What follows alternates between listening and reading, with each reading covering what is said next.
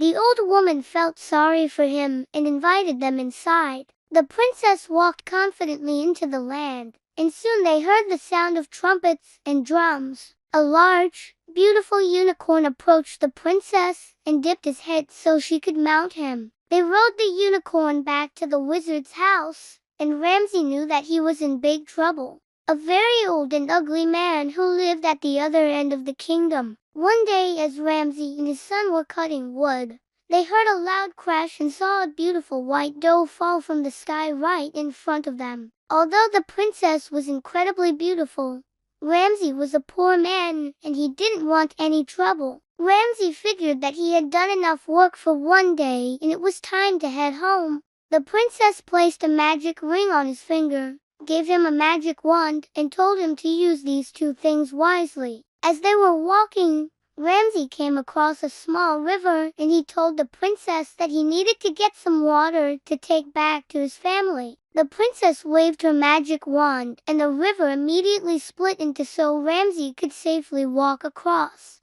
However, when Ramsey went to pick up the water, the princess grabbed his hand and said, "Wait, I need some water to take back to the castle." So the two switched places and the princess took some water back to her own people. After getting water, they continued on their way to the wizard's house. A few moments later, the old woman came back out and told Ramsey that the wizard wanted to see him. Ramsey explained why he was there and the wizard told him that he would help break the curse, but only if he brought him back some fresh unicorn blood. When Ramsey returned home that evening, his wife asked him where he had been and what had happened. When they arrived, Ramsey and his son were scared to go any further, but the princess told them not to worry, and that she would go get the unicorn herself. He had broken 2 of the 3 wishes that the princess had given him, and she might be able to use the last one to make him disappear. When they reached the wizard's door, Ramsey knocked and the old woman opened it.